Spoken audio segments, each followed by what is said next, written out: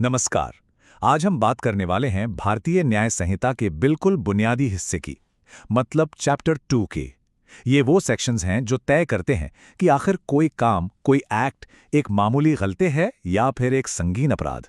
तो चलिए सीधे मुद्दे पर आते हैं और देखते हैं कि ये नए नियम हमारे क्रिमिनल लॉ को कैसे आकार देते हैं। तो सबसे पहले एक सवाल, एक बहुत ही जरूरी सवाल। क्या हर गलती, हर गलत काम एक क्राइम होता है? हो सकता है हमसे कोई भूल हो जाए, तो क्या वो भी अपराध की कैटेगरी में आएगा? देखिए, नया कानून इसका एक बहुत ही सीधा और साफ जवाब देता है। और ये पूरा जवाब बस एक शब्द पर, एक बहुत ही पावरफुल आइडिया पर टिका हुआ है। और वो शब्द है इरादा। जी हाँ, इंटेंट। किसी भी काम के पीछे करने वाले की सोच क्या थी, उसकी दिमागी हालत क्या थी, बस यही एक चीज तय करती है कि वो काम अपराध है या नहीं। और भारतीय न्याय संहिता का सेक्शन 4 इसी की पूरी कहानी बताता है। कानून की भाषा में इसे दोष का सिद्धांत या प्रिंसिपल ऑफ गिल्ट कहते हैं। मतलब बहुत सीधा है। किसी एक्ट को क्राइम साबित करने के लिए सिर्फ ये दिखाना काफी नहीं कि वो काम हुआ है, ये भी साबित करना पड़ेगा कि उस इंसान ने वो काम एक खास इरादे, एक खास मेंटल स्टेट के साथ किया था। अगर गलत इरादा नहीं है तो वो काम अपने आप में क्राइम नहीं बन सकता। बस इतनी सी बात है। तो सवाल यह है कि ये खास मानसिक स्थिति आखिर है क्या? देखिए, कानून इसे 3 हिस्सों में बांटता है। पहला, कोई काम जानबूझकर किया गया हो, इंटेंशनली। दूसरा, ज्ञानपूर्वक, मतलब करने वाले को पता था कि उसके इस काम का नतीजा क्या हो सकता है, ही एक्टेड नोइंगली। और तीसरा है लापरवाही से, यानी जहां जरूरी सावधानी बरतनी चाहिए थी वो नहीं बरती गई। इन तीनों में से कोई एक चीज होनी जरूरी है। चलिए इसको एक बहुत ही सिंपल एग्जाम्पल से समझते हैं। मान लीजिए कोई किसी रेस्टोरेंट में गलती से किसी और का फोन उठा लेता है, ये सोचकर कि वो उसका अपना फोन है। तो क्या ये चोरी है? नहीं, ये एक भूल है, अपराध नहीं। लेकिन अगर वही इंसान जानबूझकर चोरी करने के इरादे से वो फोन उठाता है तो ये बिल्कुल एक अपराध है। देखिए, एक्ट तो एक ही है, फोन उठाना, लेकिन सिर्फ इरादे ने एक भूल को एक क्राइम में बदल दिया। यही है सारा खेल।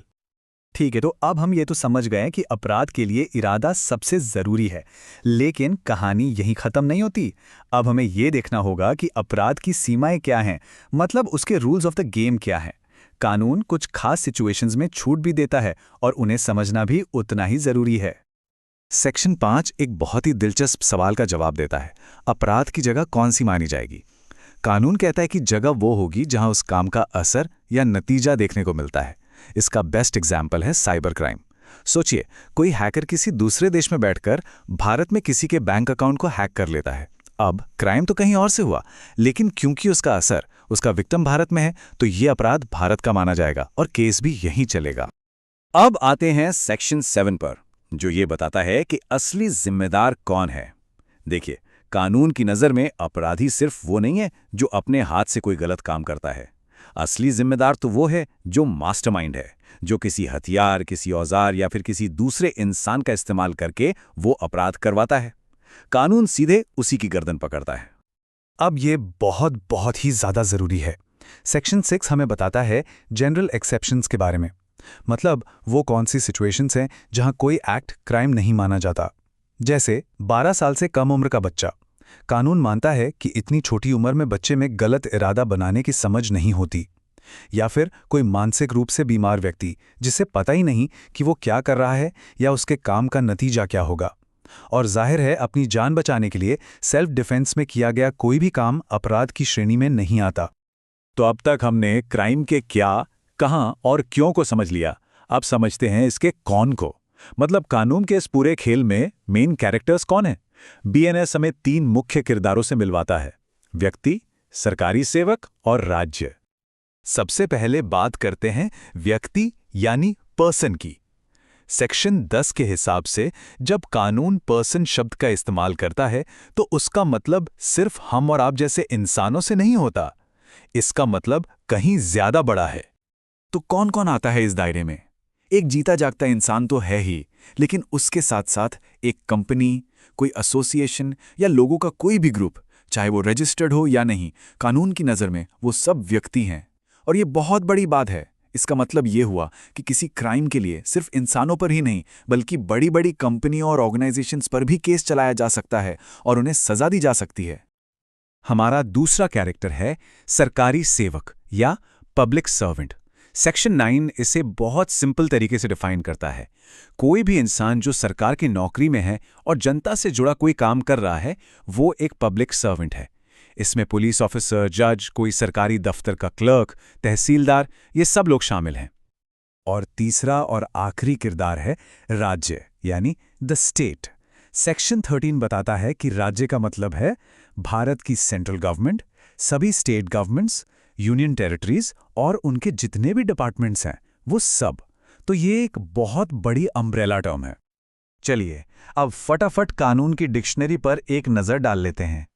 कुछ शब्द ऐसे हैं जिनका मतलब अगर साफ ना हो तो पूरे कानून को समझने में बहुत कंफ्यूजन हो सकता है। जैसे कि सेक्शन 8, ये बहुत ही जरूरी और प्रोग्रेसिव बात कहता है। ये साफ करता है कि कानून में जहां भी ही या पुल्लिंग शब्द का इस्तेमाल हुआ है उसका मतलब शी या स्त्रीलिंग भी माना जाएगा।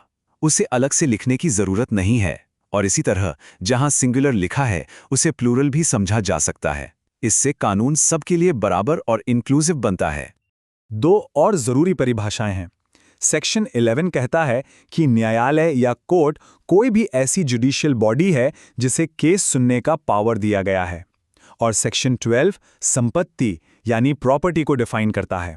और ये आज के ज़माने के लिए बहुत अहम है, क्योंकि अब प्रॉपर्टी का मतलब सिर्फ ज़मीन, जायदाद या सोना चांदी नहीं है। इसमें हर तरह की चल अचल और यहाँ तक कि इंटैंजिबल यानी डिजिटल संपत्ति भी शामिल हैं। जी हाँ, आपके क्रिप्टो करेंसी, NFTs, ये सब भी कानून की नज़र में प्रॉपर्टी हैं।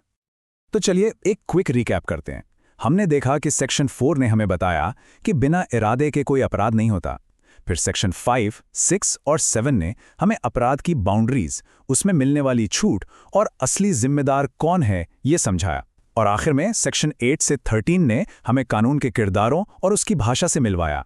ये सब मिलकर एक बहुत ही क्लियर और मजबूत कानूनी फ्रेमवर्क बनाते हैं। और जाते जाते एक सवाल छोड़ जाते हैं, आखिर कानून में हर एक शब्द की इतनी साफ सुथरी परिभाषा होना इतना जरूरी क्यों है?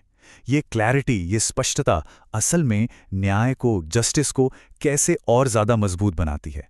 इस पर सोचिएगा जरूर।